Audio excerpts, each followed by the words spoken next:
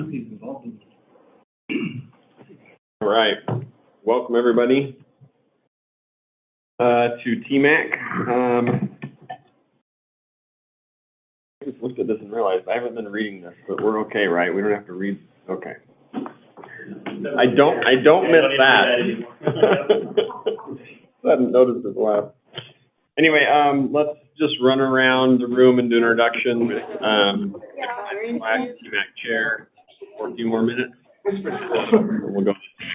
Jordan Haight with Provo Engineering. Jeff McLaughlin, TMAC member for Council District 3. I'm Greg McFarland. I'm a BYU engineering professor and a council member. Gavin Weaver, Provo City Staff, City Planner. Kay Hodgeshore, Provo City Engineering. Rob Hunter, Provo City Engineering. Judy Johnson, Provo Engineering Office Assistant. Joseph Gandy, Provo City Public Works. Wes Beverly, Provo Police. Ken Russman, Provo Police. Sandy Bushill, Provo City Parking Manager. And McMurray, TMAC. I'm Van Linford, just a citizen. We have 820 North. Provo. I apologize. And then on Zoom, we've got Lisa Jensen, who's a committee member and our planning commission representative. Thanks for being here, Lisa. And David Day, who's with so the many city. days. Okay, yeah. City Engineering. Okay. Provo Engineering. All right. Welcome everybody. First item of business, approved minutes from last month's meeting. Judy sent those out from committee members. Were there any questions or clarifications or anything we discussed? Can I get a motion to approve? I move to approve the minutes. All those in favor? Aye. And Lisa? Aye. So I think okay, thanks, Lisa. Minutes approved.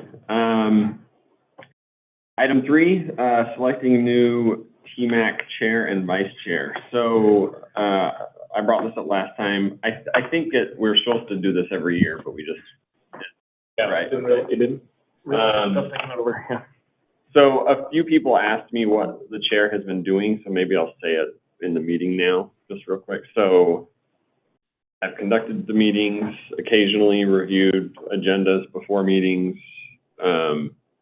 asked for things to be added if needed, but really anyone on the committee can request that. That's not unique to the chair, I don't think. And then occasionally the chair and vice chair are asked, or we need to go to council work meetings to present something, but that's been once or twice a year.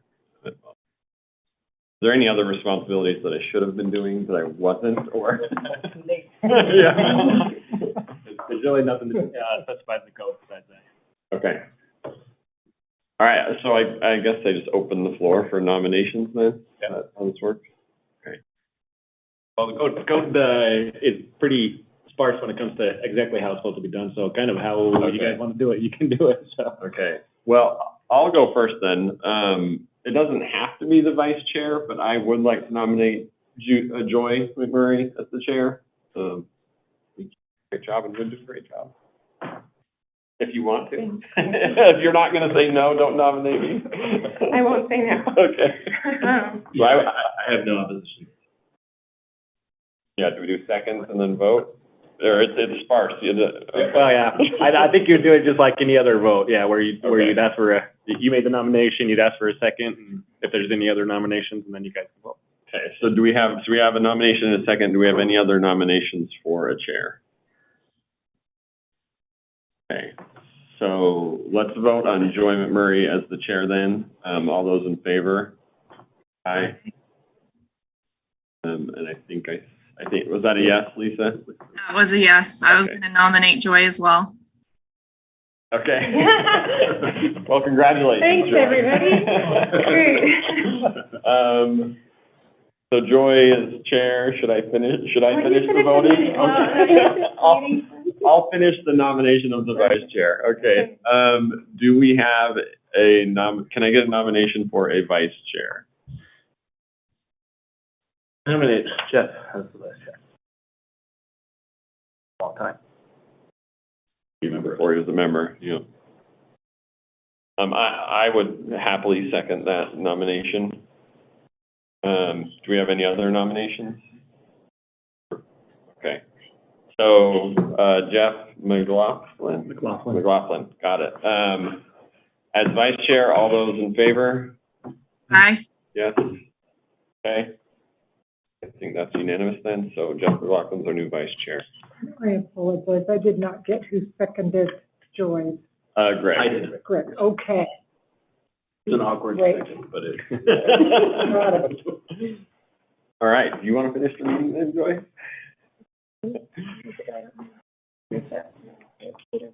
You're good. Go for it. Right there. That wasn't a very good. Okay, thank you. Okay.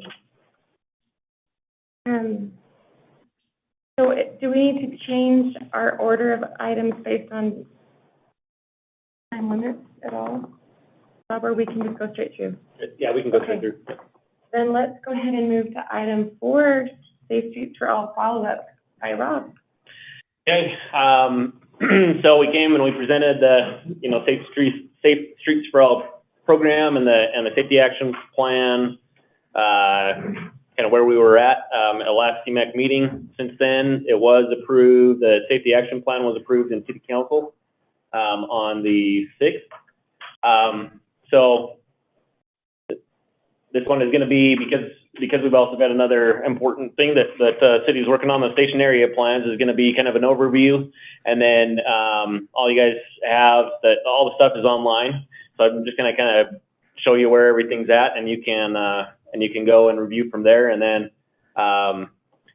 Joy, let me know if you want to bring it up and go over this again in future meetings and talk about the safety action plan. Then we could go into it in more detail again.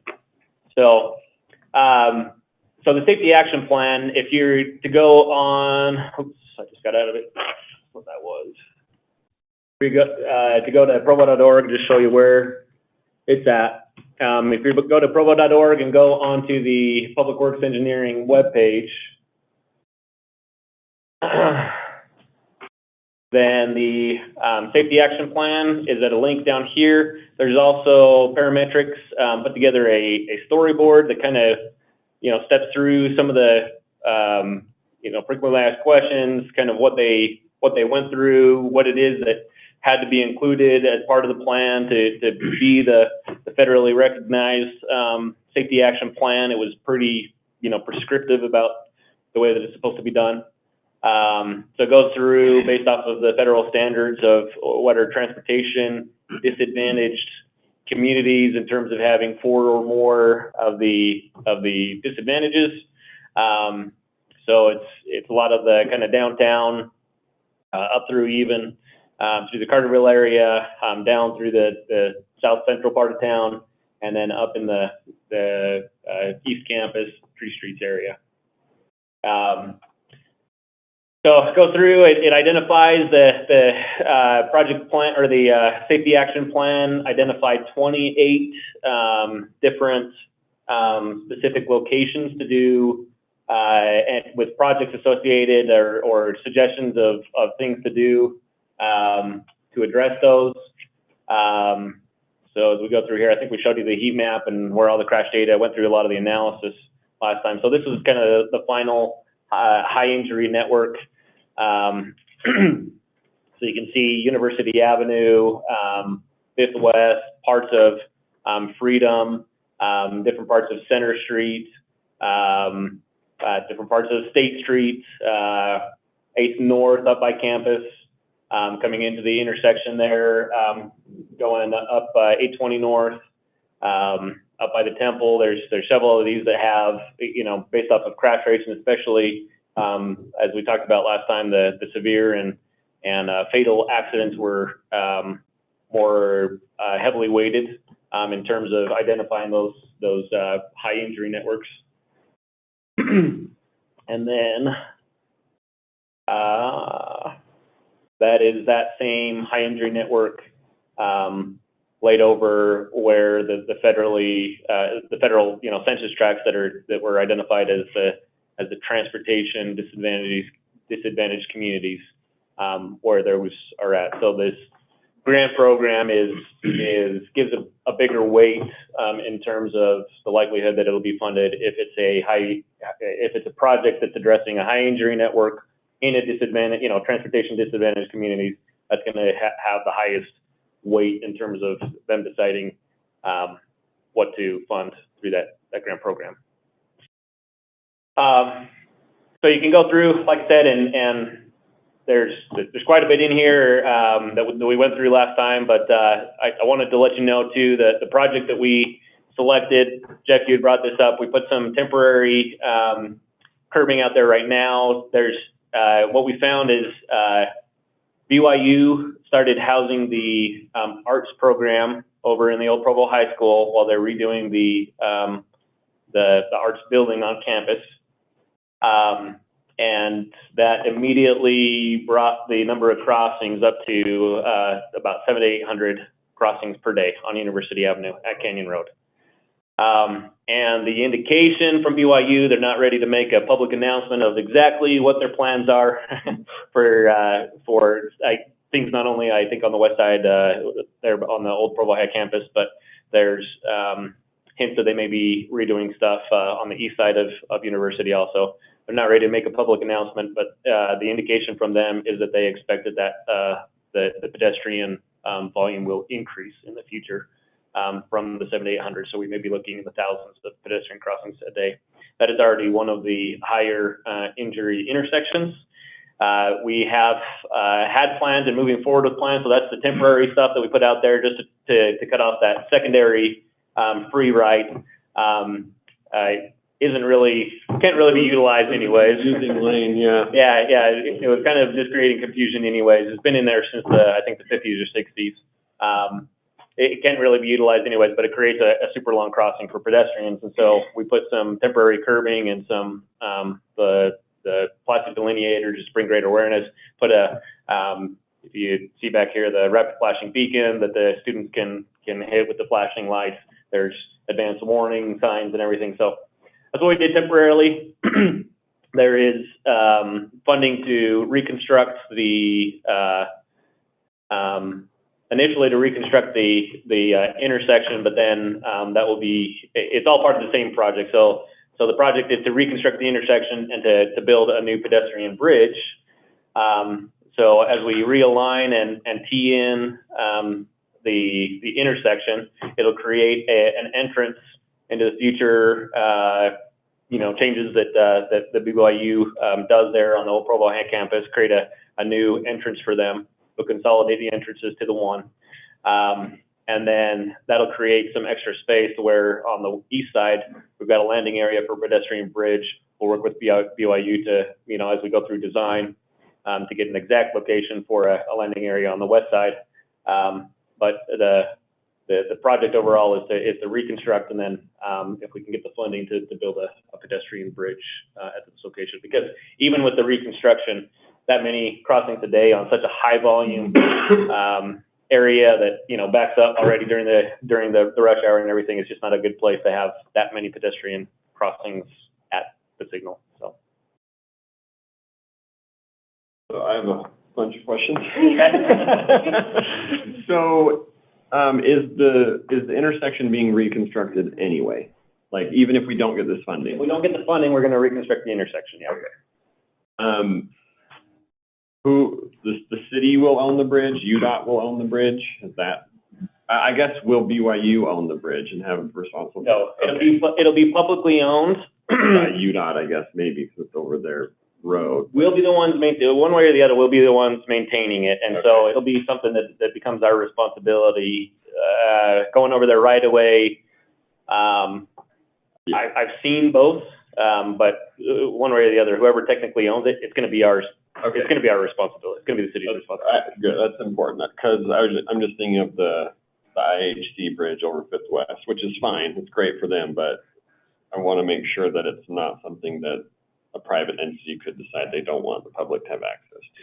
No, we've talked about we're going to build it as such that whatever BYU's plans are, they could potentially extend it into, facilities that they have on either side. To a second floor or something. But it's gonna, I mean, the main thing that what we're building right now is at grade, and that's gonna stay, are at grade facilities that you can, you know, ramps that you can, get up there, and, stairs, you know, it's gonna be a public, the bridge is gonna be public. needs to be elevators as well, right?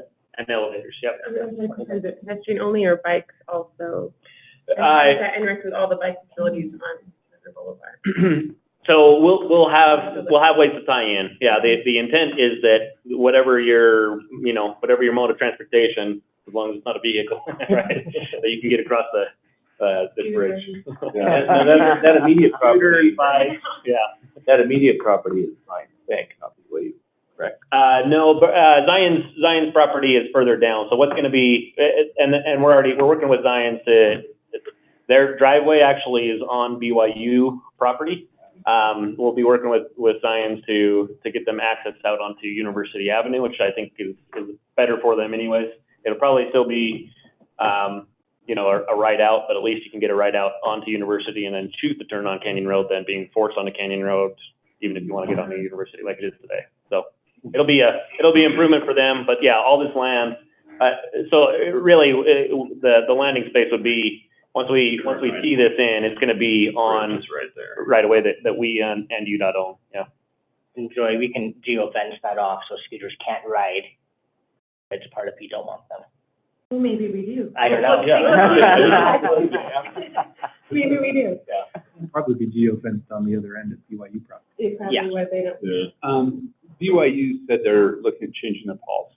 Yeah. So I think you'll see maybe next year that Bikes will be allowed upcoming as we launch a new vendor soon. yeah, and they were even saying the scooters and everything will be back. The scooter policy is entirely untenable. Like, there are 100 scooters that ride across. Yeah, they want you to go as fast as a person walking at normal speed, but that's not our problem, that's their problem, but they did say they were going to change the policy. I think they're realizing, as we all are, that people really, really want to be able to use these, and they aren't going to necessarily listen when you say no. So, so we're trying to make it as safe as possible. So.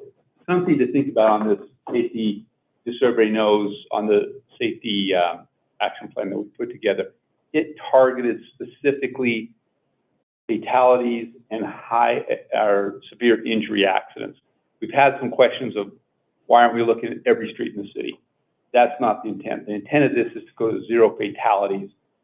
In our general plan, in our transportation master plan, we have a section on safety, and that addresses safety citywide, property accidents, all type of injuries. So it doesn't, that's more of a general for the whole city. Here we were focusing specifically on fatalities and high severe injury accidents. So when you see the projects, you may say, well, it doesn't really affect this neighborhood. That issue is not intended to. This was narrowly focused for that purpose.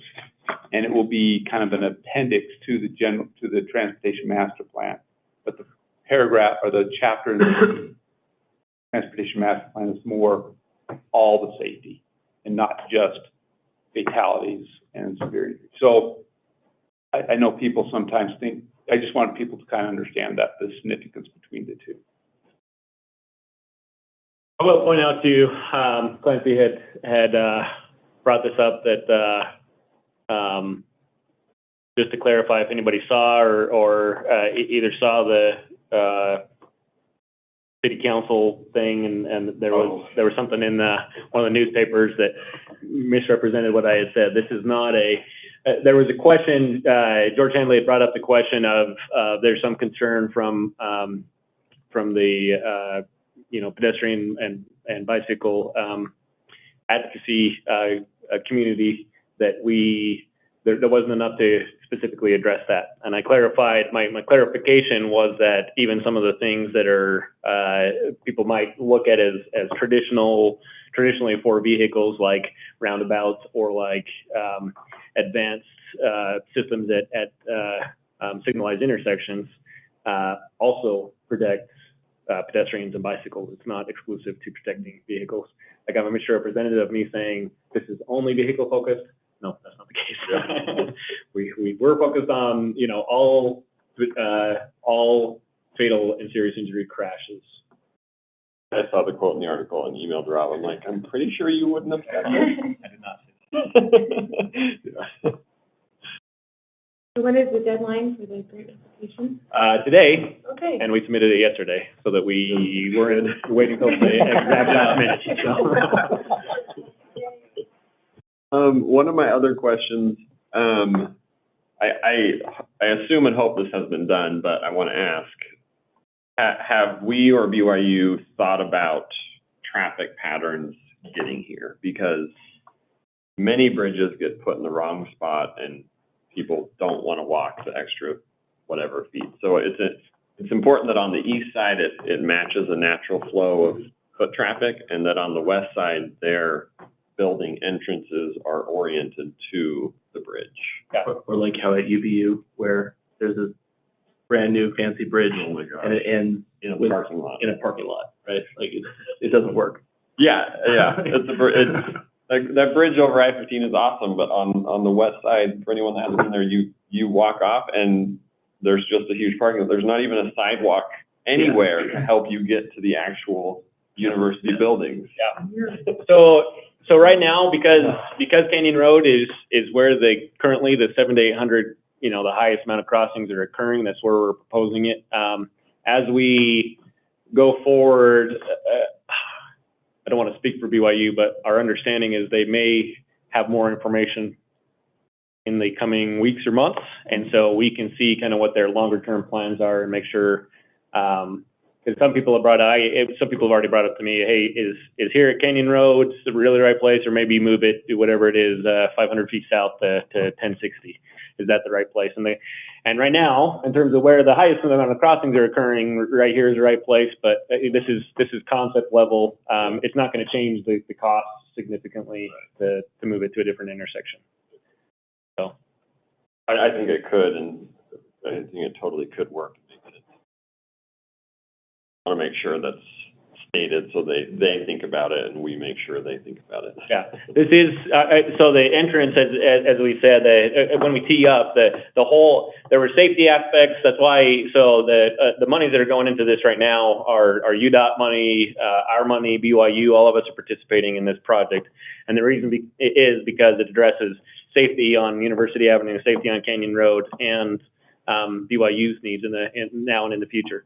And so this entrance that it creates, you know, lighting it up and everything takes care of the safety problems with that, you know, free flowing ride, and then teeing it up also creates the entrance that is intended to be, will be the main entrance into that area. And so, like I said, we'll talk with them and make sure pedestrian and bicycle traffic flow and everything works out. But that is intended. They're intending that to be. This is going to be the main way for people to get into this Old Provo High campus. We brought together that whole coalition really quickly, UDOT and Provo and BYU. We had been working with them previously on redoing the intersection, and it was pretty clear as we really started to look at it. And really, the thing that really made it clear was when we did the counts, you know, 2 weeks ago, and they actually moved people over. It was like, oh, we're going to get a lot of students. We're going to get a lot of students, which we knew.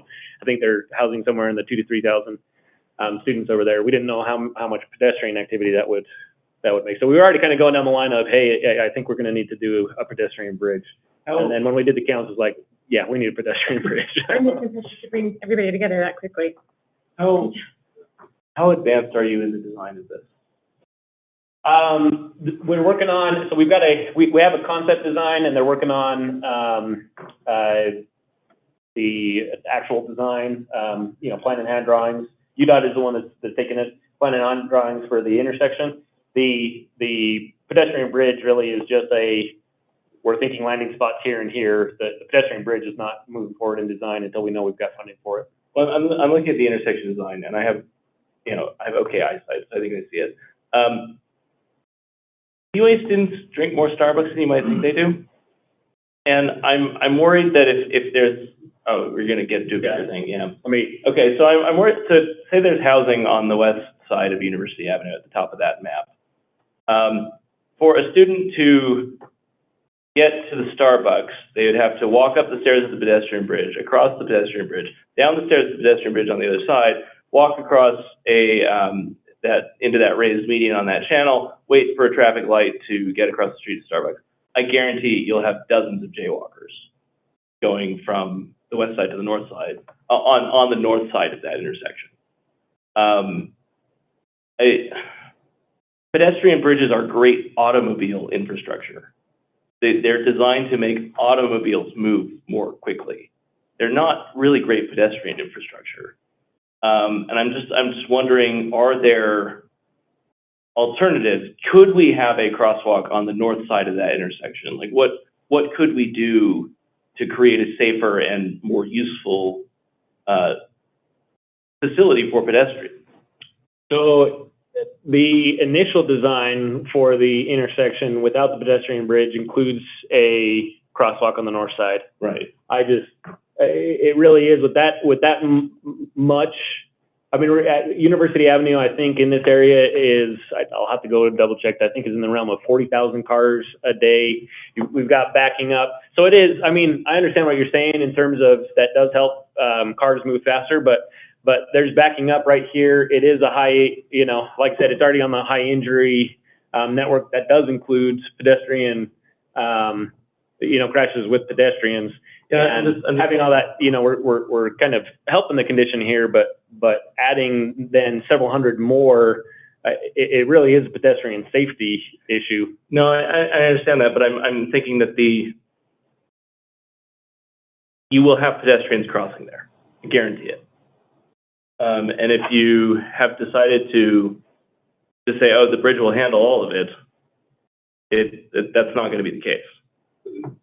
If we don't get any funding and we put the crosswalk there, and you start crossing the 800 students, they're going to be sorely disappointed because we have to put so much time to the university that they will.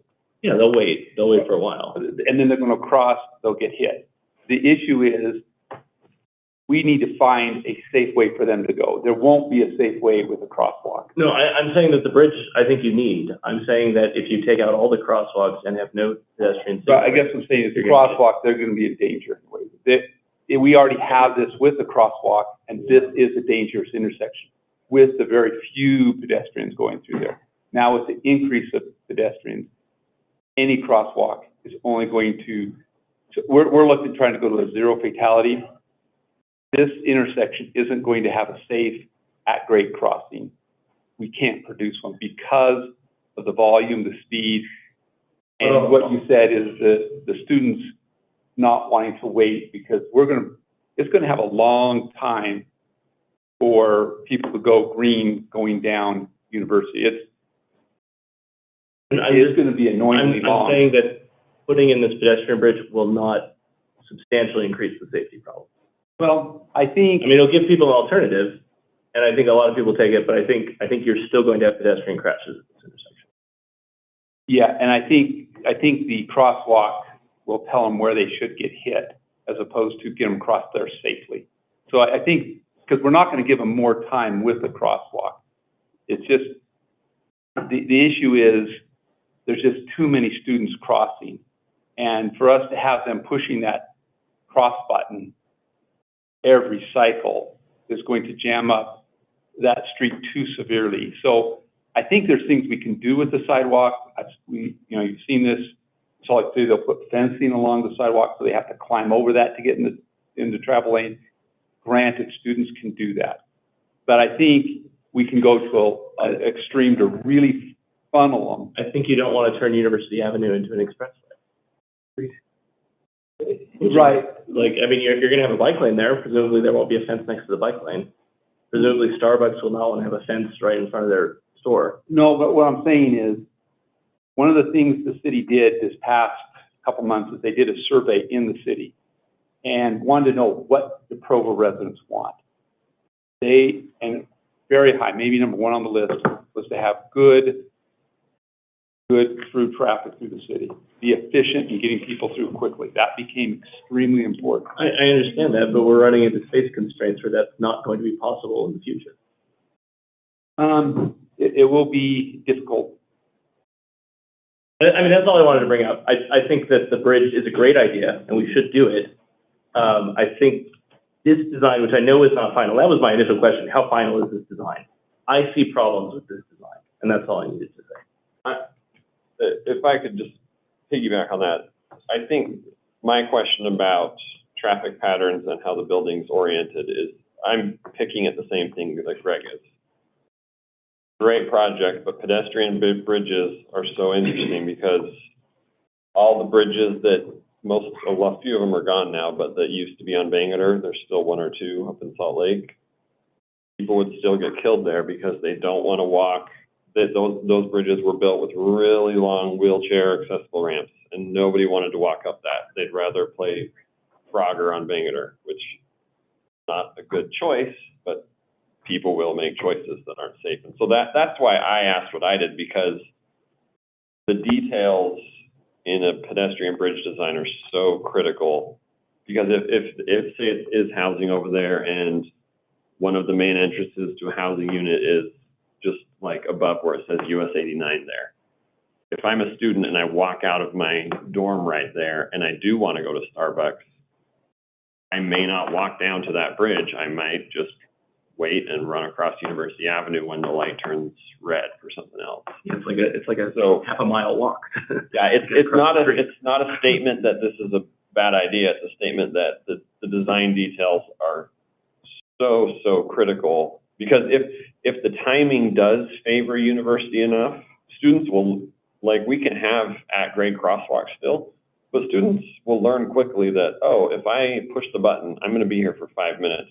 Whereas if I walk across the bridge, it only takes me 2 minutes. So the details are super critical, I think, is the key point. I vote we come back to this later as we get more information from BYU, and then maybe we can look at this, talk more about the specific design details. That, I mean, for today, we know what the application is not changing. It's in great. Yeah, and I love the project. I'm not trying to say it's a bad project. Yeah, but by all means, the details. let's work on the details. Okay. Maybe talk about it again. Yep. No, we'll know probably in December whether we get money or not. Cool. So until that point, we can do Yeah, a like- deeper dive. And like I said, one way or the other, the reconstruction of the intersection is moving forward, right? The question from the federal funding standpoint is the pedestrian bridge. I want to make sure we have enough time for item 5. 7 will start, and then I guess we will have additional information from Professor Rowan's class at some point jumping in. Look forward to that.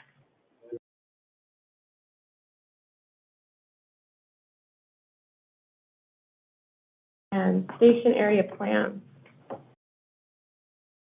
don't know if I even know what that means. I will explain. Here we go. Wait till I'll post this up. And their class apparently is over at 1:45, so we'll be sensitive to that. Is it okay if I can put the most up? Thanks.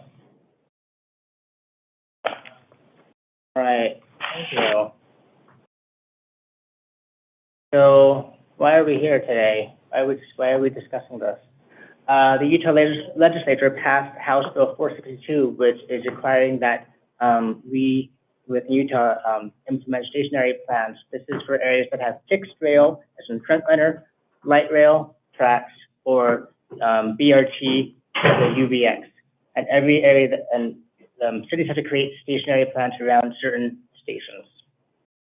So where are we at in this process? And we refer to this stationary plan as SAP, and following slides will just say SAP for your reference. Where are we at right now? We are currently creating the plan. This is going to be an appendice of our general plan. It'll be like our existing, like our neighborhood plans, but kind of on a larger scale, discussing more details within the criteria from the House bill. So Sorry, appendice to the general master plan or the transportation master plan? general plan. Okay. So within the House bill, there are 4 objectives: increase the availability of affordable housing, promote sustainable environmental conditions, enhance access to opportunities, increase transportation choices and connections. I'm going through this pretty quickly. We can discuss the bill later on if you have any questions. I'm just going to brief you on this. So where do we have to do this in Provo? We have UVX, which is great. We have to do stationary plans for a quarter-mile radius around 7 UVX stations. We have Provo has Frontliner. We have to do a stationary plan for half-mile radius around Frontliner. Now, some of these, since this is a general plan dependency, we already have existing general plan documents either within our general plan, transportation master plan. We have neighborhood plans that discuss transportation and mobility within a lot of these areas, so that we have overlapping existing general policies already going on. We have to get this completed by the end of 2025. We are currently working with our local MPO, MAG, on this, and the state requires that we work together with MAG on this as we move forward. For 5 components, we have to have a vision, we have to have a map, we have to have a 5-year implementation plan for how we're actually going to make these happen, and a statement promoting the 4 objectives, which I shared earlier, and discuss how we have involved the public and stakeholders, MAG or UTA. So again, we have 7 stations that we have to do. And what I've heard is these are UVX stations that have a dedicated lane. We do have other stations that share a lane, but these are only for locations that have a dedicated lane. So in planning, we've decided to lump some of these together into 4 plans. The first plan is at 2230 North, University Parkway. The second plan is Joaquin UVX station, that's on 7th North, 4th East. And then plan 3 is Academy Square, 600 North Street, and 300 North and Center Street. Those 3 UVX stations have a lot of similarities between them along that corridor. And the 4th plan would be along 400 South and the Provo Central Station. We'll include both of those. What's the orange on this group? I don't know off the top of my head. I'm sorry. So each year, Provo City teams up with BYU. We do a BYU lab essentially. Jay Monroe, he used to be a former planning commissioner. He teaches an English class, and there is a wide range of students with different majors in this class, and they helped us with various projects as we move forward.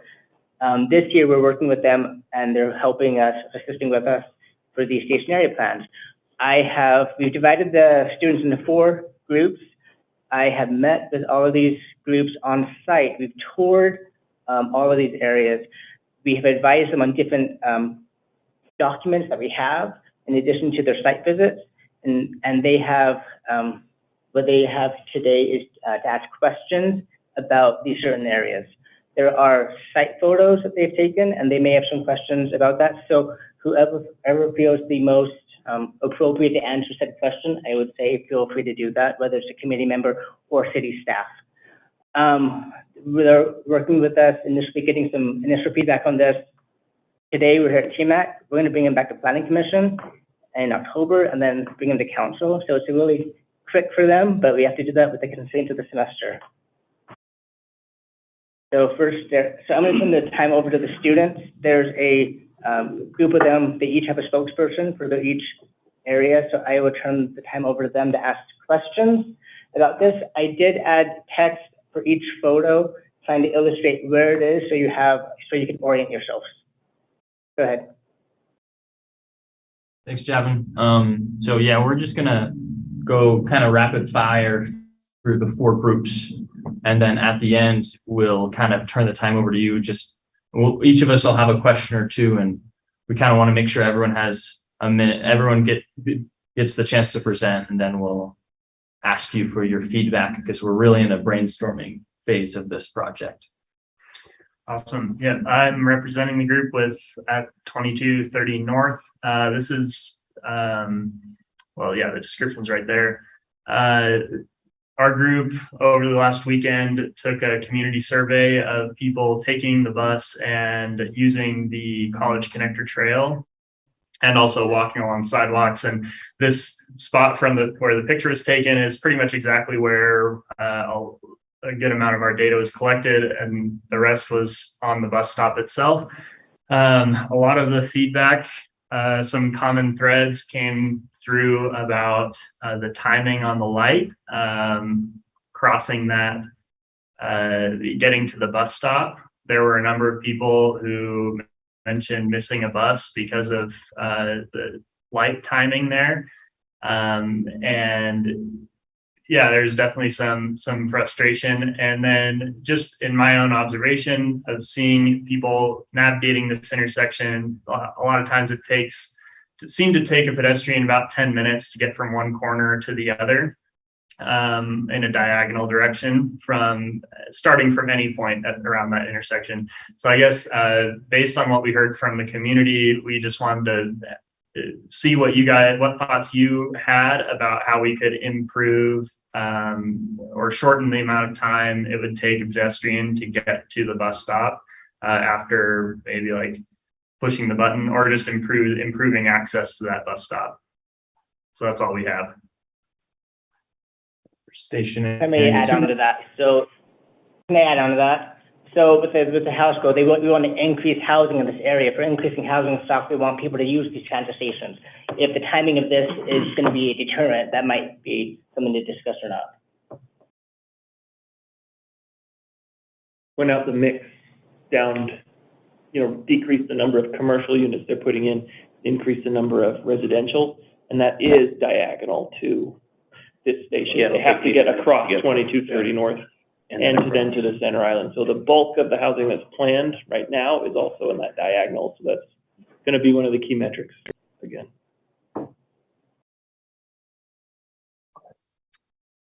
Yeah, I will say we in the city, we've done a few different intersections. There's UDOT has a kind of a minimum or a minimum crossing time or minimum pedestrian time that a lot of the busier intersections in 2230 North and University Parkway, I would guess, is kind of edges towards that because of how much traffic volume we have on both streets. We will need to talk with UDOT. They're the ones that control, the intersections on their state routes, which University Parkway is. So, yeah, we'd have to talk with them. And because I agree. I mean, if it's especially if it's taking that long, that's that's a pretty ridiculous amount of time to get from one corner over to a bus stop. But we'll have to coordinate with them. Okay. Go ahead. Oh, that's another photo looking diagonal from essentially the same spot. So that we're good. We don't have any further questions for this site. We can move on to the next one. Thank you. Thanks. All right, so I'll be talking about Site 2. It's on 700 East and 400 North in the Milwaukee neighborhood. And our area overlaps with the south part of BYU campus a little bit by the duck pond. But the rest of it is just residential. We've got a whole grid of student housing and single family housing. And a common thing that we saw in our area is just a lack of pedestrian lighting. It's really dark at night. Here at the station, it's lit up pretty nicely, but then as you walk even one block away, it gets really dark, and the sidewalks are pretty broken up and narrow. And so we just wanted to ask about sidewalk regulations, if there's a certain width they should be, how often they need to be replaced, just so people trying to get to this bus station can get there actually easily instead of tripping on the sidewalks or not being able to ride their scooter or their bike or whatever it is to get there.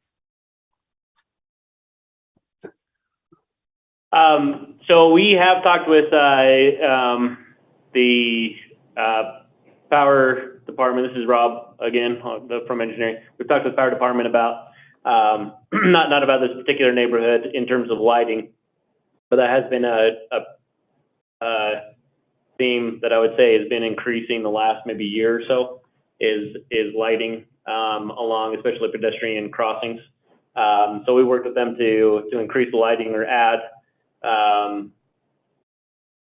lights street lights at a couple different locations. So we can continue to work with them. In terms of the overall sidewalk, we've got about $500,000 that is dedicated to sidewalk repair We already know that needs to be increased. That's not going to be enough to really keep up with this. We'll know a lot more. Utah State, their LTAP group is just finishing up a study.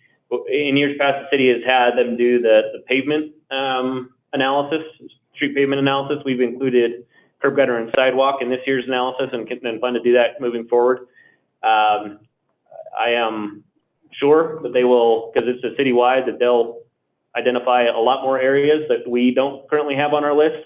And I'm sure it's going to be a pretty substantial amount of time if we only go at it at $500,000 a year.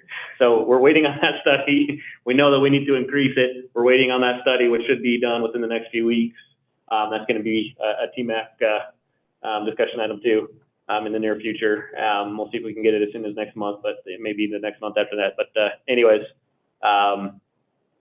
the results of that study. But yeah, we know that it needs to be done here. The other thing too about the Joaquin neighborhood, I need to, I guess I've been hesitant while the council is considering changing the neighborhood program, but where I haven't seen any movement in that regard. We know we need to set up a meeting with the neighborhood chair, try to get word out to as many of the student residents as we can along here. But we also realize that we need to do some improvements along crossings in general in the Joaquin neighborhood that would help people get to and from campus and to the bus stop. So we plan to do that this fall, really get people's input and then do some improvements along some of these crossings. I think part of it too, the Walking Neighbor Plan talks about some of these improvements, but just making sure that some of the plans fulfill these goals, same with these stationary plans for that part. But quick question for you. So we have $500,000, but roughly how much, if you wanted to do one entire block length within that neighborhood for sidewalk, how much would that cost? For an entire block length? I don't know, we're doing about a block in Franklin, and that's probably in the 150 for a block range. Yeah. Is that both sides or one? Just one. Sidewalks are more expensive than most people realize. Yeah, sidewalks are expensive. This one too, and I agree with their comment that we'd want to put a 6-foot sidewalk here. Yeah. But in order to do that, we would need to purchase 2 feet of right of way along that whole strip, which escalates the costs exponentially. So technically, if we were to do this, it would be tough to put in a 6-foot sidewalk without some cooperation or donation, but I'd anticipate we'd have to purchase all the right of way. Yeah, if we move it towards the trees, it's just going to be broken up again 5 years from now. So. We can't move it to the trees. It would, that's really not an option. We need to go to the private property. So something to keep in mind in this neighborhood is that the walk mode share is really high. Yeah. Right? Like, so are we investing as much in the sidewalks in this neighborhood as we're investing in the roads in this neighborhood? Right? If the walk mode share is approaching 50% here, then it should be more than half than the roads. So just, I know that money doesn't break down that way, but there's a justification for a lot of investment in the sidewalk here. Yeah, I agreed. The way that state laws are set up in terms of how your funding comes doesn't necessarily lend itself to the cost sharing that way. Yeah. We would need like a large capital investment to really do it. And like Rob said, we've talked to the community chair out there about 2 months ago. And in the fall, they wanted to meet and talk about how we can improve this whole area. And it is millions and millions of dollars to really make the pedestrian and the cycles work really, really well here. With 200 East, we use CDBG funding to assist for that. That's how that project got implemented, and that's a great resource and tool for some of these areas. Yeah, Could be. So we go after CDBG money. I like every year for sidewalks. That's what Kahan's project that he's doing out in Franklin, redoing some, and some of it is brand new where it doesn't exist. Sidewalk in the Franklin area is done through CDBG. Wasn't this out of the, So this wasn't in that Trying to remember if Franklin maybe. I thought Joaquin, when we were doing the red, Joaquin. only half of it was in the managed transportation. Yeah, the lower, one of the sections. So this, the piece up next to the campus, we yeah. couldn't, I don't think we could use the CDBG funds. Right. At the lower part. We'd have to use the city funds for that. Yep. So yeah, to clarify, the 500,000 is something that engineering has dedicated. We go after additional funding from various places. We try for safe routes to school funding. We go after CDBG funding. So the $500,000 is the dedicated to sidewalk repair specifically. And we use that citywide. And the problem we have is we have a couple elementary schools coming in, new places where there's no sidewalk whatsoever. And so we've kind of thought about dedicating it to sidewalks for some of the elementary schools. So it's kind of trying to balance that whole thing. So while I agree with the students here, I think this is absolutely critical. I see funding being a critical issue.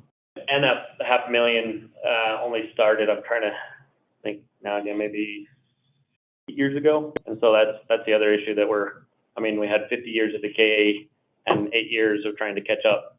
So we need more time or more money to catch up because we're using it all. So we're doing it everywhere. And it's hard, and you go back and look and say, did we really do it? You go back and it looks good where we did it, but the areas just seem to grow faster than we're carrying them right now. If we have a block of a sidewalk that just is really deteriorated, do we have a slush fund that we can just go in and fix that block within the neighborhood if somebody notices?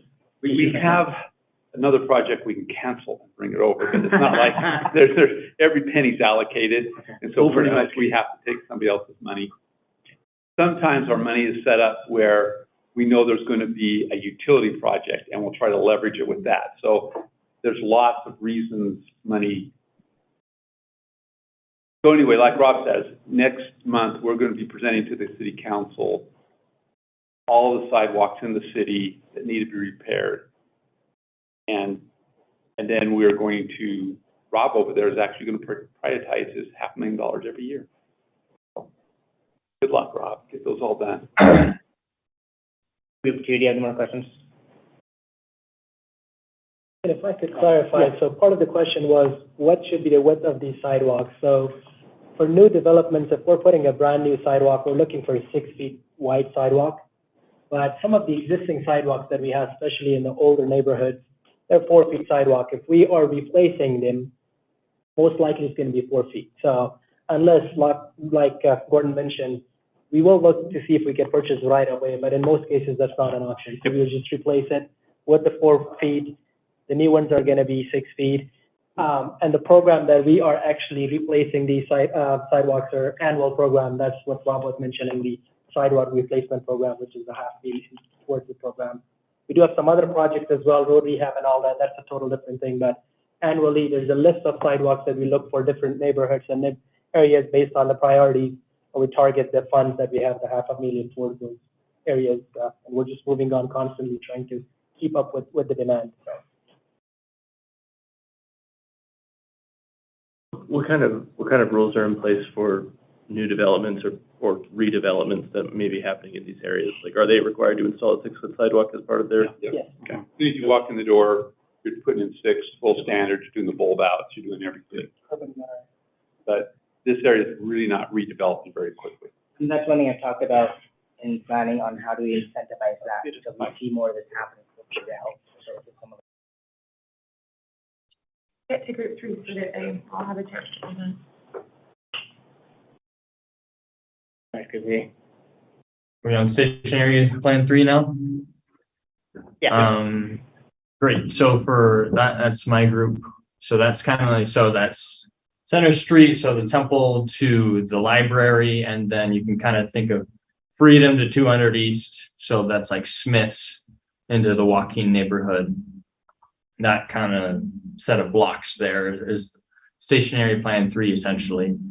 And we have this pretty similar, we have a very similar question to what stationary plan team 2 asked, but seems like kind of got the idea there. Our other question was that if you scroll back to the library shot, every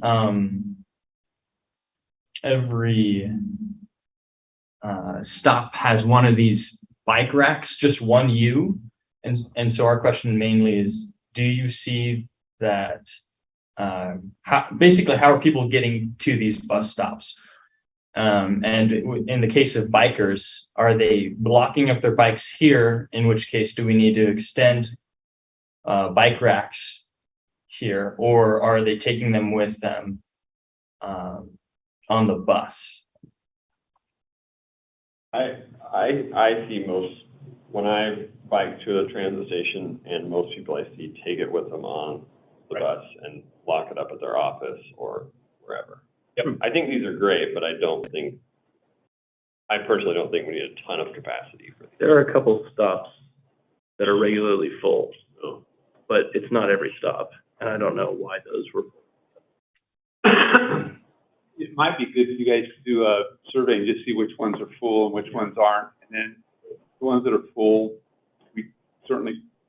these are not too expensive. I could take some of Rob's sidewalk money and. Well, I have a few extra to where if we know immediate needs of stops that are needed, I can put them there. So the ones that I'm thinking are always full are the ones at the 3 BYU stops. Yeah. And my sense is that it's not the transit, it's that BYU doesn't provide enough bicycle parking. Yeah, I've seen the one at Joaquin full before. Right. Others, And the bike racks up at 4th East, and as you come down from campus, they're always full. Yeah. Below the hill, Yeah. where the duck is. Yeah. That's me, but I have no change in policy. I'm not in charge of anything. There are many follow-up jokes to this, but I'm not. I'd pipe up to second what Gordon said. These are pretty cheap. The other thing that's beautiful about this kind of bike rack is you can tap into the activist community around Provo if there's ever an issue with bike racks and get a lot of free labor. Got it. Yes. These we can work with people to do. Eagle Scout projects. Yeah. Great. Any more questions from Group 3? Nope. Perfect. Group 4, they have a couple of slides here. I'll let you go ahead. All right, so for station area 4, we're the Provo Central Station and the 400 South Station. So we have quite a big area because we have to deal with the front runner half-a-mile radius around it. And one of the problems we have noticed around our area is a lack of mobility for the people living there. So on the screen, this right here is our area plan. And so on that first slide, I have an example. If you want to go back to that first slide, this neighborhood this residential area is almost directly east of the front runner station. You can kind of see like the Provo grid up at the top, and you can see it's only about 2 blocks away. And I put this house right here on the blue check just in ArcGIS online really quick to get a walk time distance calculation for it. And as you can see, there's no really straight connection to the front runner station. It'll take the red path is a 5-minute walk distance from that house. The orange ring is a 10-minute walk from that house, and the yellow ring is a 15-minute walk from that house. So it's taking at least 10 minutes to get to the front runner station, which is 2 blocks away. And this is like a common theme within the neighborhood. So I'm wondering, what suggestions do you have to increase mobility through this Provo Central Station area plan? I can add on to that. This one I added in the red arrow where you had your pinpoint so they could see easier where that is in relation to this station. Thank you. I think there's 1 or 2 big plots of land that have not developed out in the area. And I have not, so I don't want to, I've been here for 2 years in engineering. Gordon's been here for less than 1. Dan's been here for less than one, so it was not Not too long. my understanding, my understanding is that these property owners were approached because they weren't developing and saying, approached by the city and saying, hey, can we extend a street? Can we purchase the property to extend a street just to get some better connectivity back into this area? And the answer was no. The city could go through condemnation, but at least at this point we have not.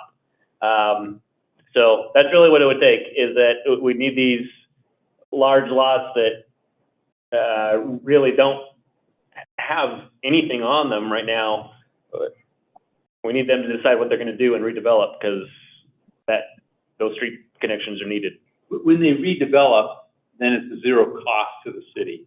If we condemn, we pay the full freight of building the road plus the right of way. So the city's kind of incentivized not to condemn from a financial standpoint and let it go. But it brings up the point we have great station there, and it disincentivizes residents to walk there. So what you're saying is correct, but I think we're kind of in this really great to have developers pay for everything. Is there any discussion about having, changing tax policy around vacant lots to tax the value of the land rather than just the value of the structures that would be built on the land?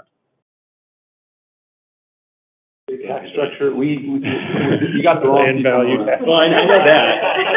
I'm just wondering, like, what other levers before seizing properties might the city have to encourage some kind of development or some kind of movement? Because there are a lot of empty lots around the city where they kind of eyesores. I've only been in Provo for a few months. I've been in municipal government for 20 years. Utah is a property rights state. So if you're going to do something, do that, you've got to go to the legislature, and it's going to be an extraordinary uphill battle. I did point out to the students, we do have this area up here identified on the major streets plan to have a connection here. So eventually we will have some connection here. I've seen one proposal for the site in the last however many years I've been here, but it never came to fruition, obviously. So eventually when something comes in, we would have it, but just, yeah. So back to what you're saying, you do have a good point. And I was a little bit flippant. No, that's fine. Sorry. What the city does have the ability to do is, as opposed to penalize, to incentivize. If we did like an RDA, we could say, if the city wants something to develop, right now the city is getting nominal tax value out of that. If it were to develop, the city all of a sudden gets more tax value, and if we wanted to incentivize them, Tax allocation district, give them some money back to do something. Again, I'm not sure of our policies. Cities giving away taxpayer dollars to do stuff like that is very politically difficult, and this is, again, the wrong people to talk to about this. But what you're saying, what is our policy to try to get the last mile looking good for everything? So from my standpoint, you as BYU students, I think this one is a really complicated issue trying to get done. But I think those sidewalks, looking at some of those track stations and trying to say what's the last mile, get those pieces in there, is something that I think would be really good for the city council to see. That picture of that sidewalk was extraordinarily good. I think that everybody groaned when they looked at that. You didn't hear it, but it happened in this room. And so I think a little more, I'm not supposed to be critiquing it, am I? Take some pictures of those. Do more pictures of that. That sidewalk. What I want. I got ahead of my game a little bit. I'm sorry, Lisa. If it's okay, please share some comments on 3 and 4. If you want to go ahead, Lisa, I'm sorry. My question, since the slide's still up, just below that arrow, there's a stub street that looks like it connects from that newer subdivision. So the slide that you're on right there, just below the arrow point, the next street that you see down to the right has it looks like it connects. Is that a way for the neighborhood to get over there, or does it actually have to exit out to 500? She's thinking about the next one, just up from there. It's got a fence on it, north end of the park. Down. Oh, too far. That whole trailer park is Yeah, I think it's 2 Chubb's. points of access, and I'm pretty it's sure. fenced all the way around. Yeah, I'm pretty sure this is all a different zone, the RM zone. I think it's Stubbs there. I think there might be an access gate that the trailer people can use or something, but. No, it's right behind the trailer. Right there. Okay, so the area that looks like it's a newer road is in the middle of a trailer park. That's what I'm looking at. Yep. Okay, then disregard that idea. My other two things I just wanted to say was on the SAP 1 at University Parkway over by the Cotton Tree commercial area. I just wanted to affirm that I myself have jaywalked or rushed a red light to run halfway across the road to get to a bus before I left. That's not so much a confession as like a second witness to, it is very stressful to have to wait. I'm sure it's kind of the same by the mall crossing in Orem, which is also the same problem where you can go halfway and it takes a long time to change or whatever. I saw the police writing your name down. Excellent.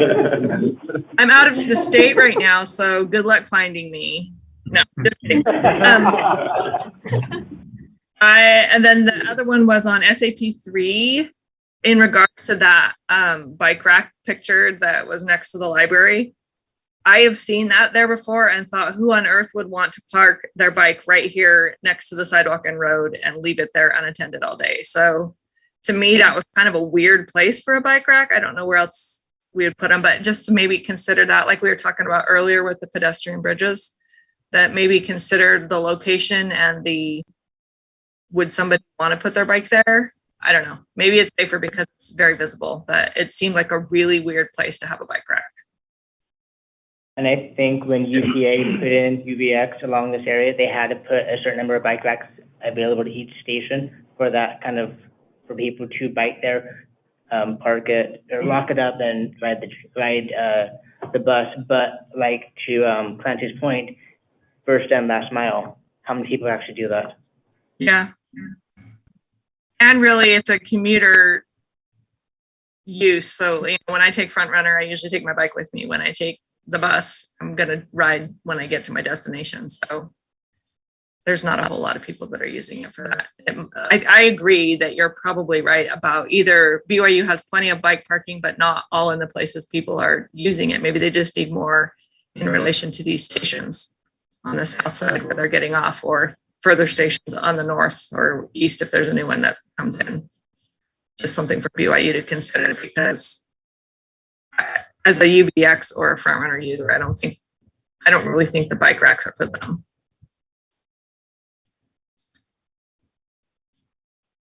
That's all. Any additional questions, Lisa? Okay. Does anyone from BYU have any additional questions they'd like to ask the members of TMAC? Ask for any other observations. Are there any observations or thoughts from TMAC from just you've seen our maps, you've seen what we have you've heard of what we've observed. Are there any general thoughts that you kind of thought of immediately or kind of come to mind over our discussion? The only thing I think I had is you took pictures of places. It may not be bad to take pictures when the students are there doing their stuff and physically observing how they're making the area work. Because I think that's going to be telling of really what they need, because we may be assuming what they need. But if you could show Lisa crossing, jaywalking across, that would be better than her just confessing. So, As long as he doesn't die. I'd be happy to reenact it if that would be useful to you. We're not going to turn over to the police. That's not what we're here for. But what I'm saying is, where you have the bad sidewalk, are they walking in the street? Are they walking up on the grass? What are they doing to get by there? And just kind of help us see, because sometimes we sit back in an office and we say, okay, this is what they need, but it's really good to see how people make it work in these individual cases. So you don't have much time, but if you go watch during rush hour while people are doing stuff, it might give you some, be able to refine what you should do as opposed to this big project. Maybe there's just some key points that would just really make it better. To your point, after being in college, when it snows, it's fascinating to see the footprints of where people traversed. And then you see every spring, the school then replaces the grass in the same places every year. And I think, why don't you do improvements there so you don't have to do that? Sidewalk. Exactly. Where people say they want a sidewalk. Exactly. I like that. So I guess that was what I was saying. I think you're on the right approach. I just think just that refinement is you don't have homework in other classes, do you?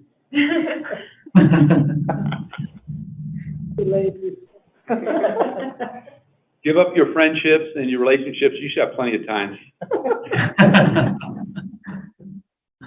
And come take my urban transportation planning class. Winter semester, urban transportation planning.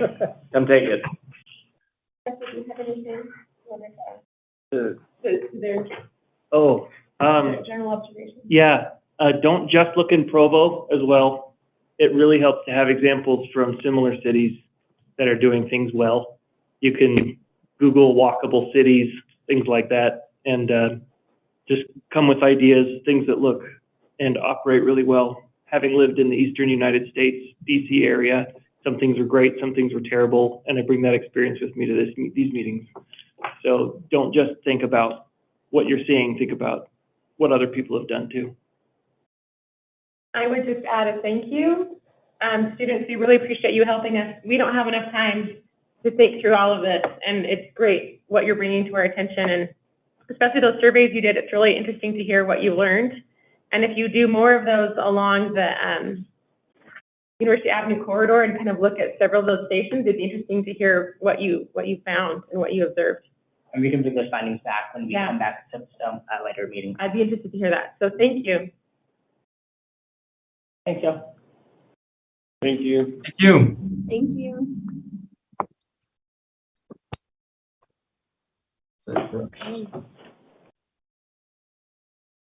And while I'm on, thank you. I should have said, Clancy, thank you for serving as our chair. You've done an incredible job. I know, I mean, really, most of you are new. I've been here over 3 years now, and Clancy has handled some very surprisingly tense meetings very, very well. And redoing the master plan, he helped shepherd us through that, and he's done a great job. So thank you, Clancy. We appreciated your service to the community. I will take that. Anything else for today? Yeah, I just wanted to add on the Safe Streets thing, looking through the plan and all this stuff, and having talked to also the bike members of the community and the whole fiasco, there a lot of this stuff will improve pedestrian safety, but I feel like speed is the big thing that I'm missing in a lot of these projects. And I'd love to see ideas as we come back for the next notice of funding opportunity. I'd like to see more focus on speed reduction. I mean, people want to get through the city fast, but yes, would you rather get through the city fast and have lots of accidents or stay alive? And I think most people would choose stay alive. We just are too busy thinking of the proximate issue than the little possibility that we're going to die, like 12 people did in Provo over those 3 years. So just more speed reduction kind of measures. It might be that if we have more efficient throughways, that speed will also diminish because people won't be frustrated. I know that seems counterintuitive, but I would be interested to see if that would be a possible outcome. And I think with this plan, what's important is so they actually analyzed each of the deaths and what were the primary causes. And speed was I think in 4 of them. And so it really was looking at this plan isn't saying what speed to this, it's saying what caused these deaths and then attacking those specific things. So I think speed should be done as a general thing throughout the city as part of the master plan. This, I think, is going to be only focused on serious injuries and fatalities. So looking at what caused each of those elements is the key. And I think on some of those, even to put a fine point on some of the ones that we looked at where speed was, we know, and we talked about some things that we could possibly do, and maybe we should have done some stuff there, but the way we worded it was to do more analysis on the influence of speed and kind of what to do, because on some of the ones where speed was an issue, it's in places like some of them are on, for example, University Avenue, where some of them are in rush hour, and we already have, kind of skinnier than normal lanes. We have, signals every block and that kind of stuff. And so the question becomes, instead of just saying, hey, we're going to do this, it's really, okay, how much of it was related to speed, and what can we even do about it on that particular thing? And there just needs to be more analysis. We didn't want to come throw something quick and then have to stick to it, when really we just need to do more analysis. And we'll analyze each year. I just want to make a point on all that. Like, when speed is listed as a factor in a crash, it's because the person was exceeding the speed limit. Right. I think what a lot of people in the community want to see is speeds that are lower. Right.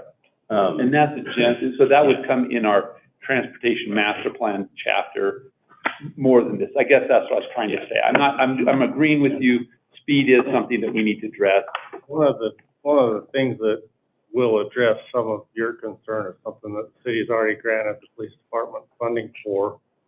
The grant that one of our traffic officers wrote is for speed enforcement or traffic enforcement sections. Yeah, I agree. That is one of our highlighted spots that we were going to add, or that we want to place, where it's designated as painted blue. We're going to be there a lot, and it's signed for enforcement parking, which I don't know if I don't know that I can point you to the exact page that that's on in the safety action plan, but we took their idea, knowing that we're going to implement it, we put it into the action plan. That's an ongoing thing. Yeah. You guys, I love the idea of designating these spots, because what they were looking at, where we have high running of red lights and other kinds of problems, to create that space that's not just a space, but allows them to get out into traffic quickly. It allows them to do their job better, because right now, I don't know how they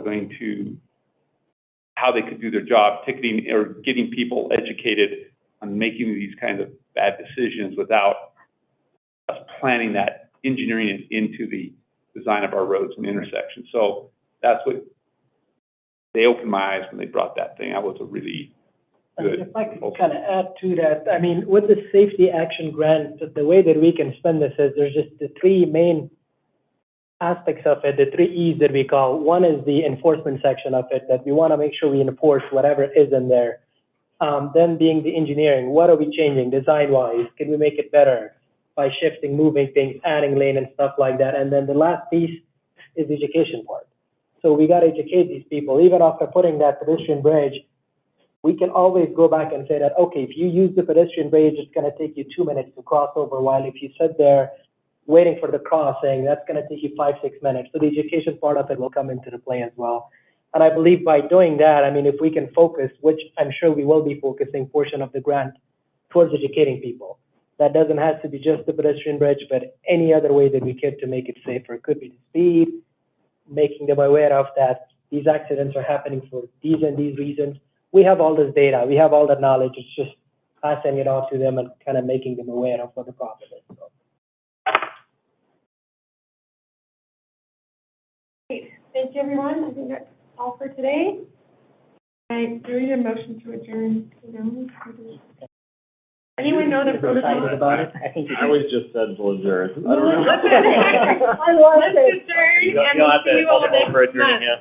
Thank you. There will be sandwiches reappearing shortly. Good job, Gary. Yay! I tried to convince Clancy to just